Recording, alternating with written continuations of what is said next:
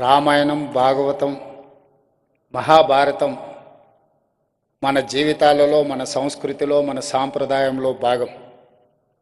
ఈరోజు తరం మారుతున్న సందర్భంగా ఇలాంటి గొప్ప దృశ్య కావ్యాన్ని తీసి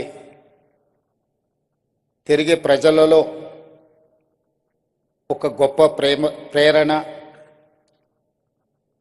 వసుదైక కుటుంబం గురించి మళ్ళీ అందరికి ఒక భావన కలిగించడం అనేది ఈ సినిమా తీయాలన్న ఆలోచన వచ్చిన ప్రొడ్యూసర్స్కి మనస్ఫూర్తిగా నేను అభినందనలు తెలియజేస్తున్నాను.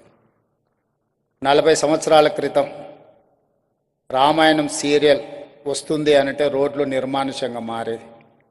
అప్పట్లో హైదరాబాద్ నగరంలో ఒకటి కర్ఫ్యూ ఉన్నప్పుడు రోడ్లు నిర్మానుష్యంగా ఉండేది, 2 రామాయణం సీరియల్ టెలికాస్ట్ అవుతుంది అంటే రోడ్లు నిర్మానుష్యంగా ఉండేది.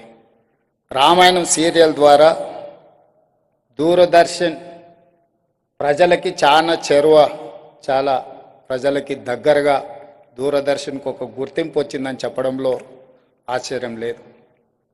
40 సంవత్సరాల క్రితమే కాదు, మన కోవిడ్ వచ్చి ప్రపంచమంతా స్తంభించిపోయినప్పుడు ప్రజలందరూ మళ్ళీ రామానంద్ సాగర్ తీసిన రామాయణాన్ని చూసి ప్రపంచంలోని వరల్డ్ రికార్డ్ క్రియేట్ చేసింది Ramayanam at the time of Covid.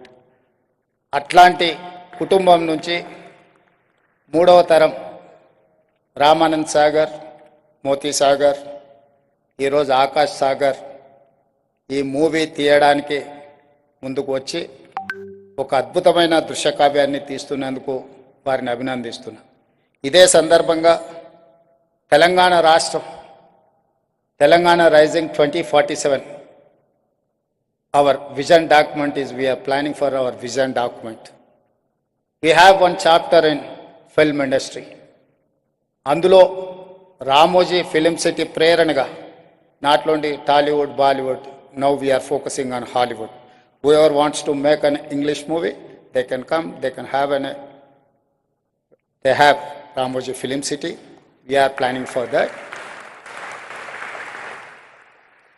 భవిష్యత్ ప్రణాళికలో 2035కి తెలంగాణ రాష్ట్రం $1 trillion ఎకానమీ, 2047కి $3 trillion ఎకానమీని తెలంగాణ రాష్ట్ర ప్రభుత్వం ఏదైతే ప్రణాళికలు రచిస్తుందో అందులో సినిమా ఇండస్ట్రీకి ఒక ప్రత్యేకమైన చాప్టర్ ఉంటుంది. ఆ చాప్టర్లో రామోజీ ఫిలిం సిటీ స్ఫూర్తిగా ప్రణాళికలు రచిస్తున్నాం.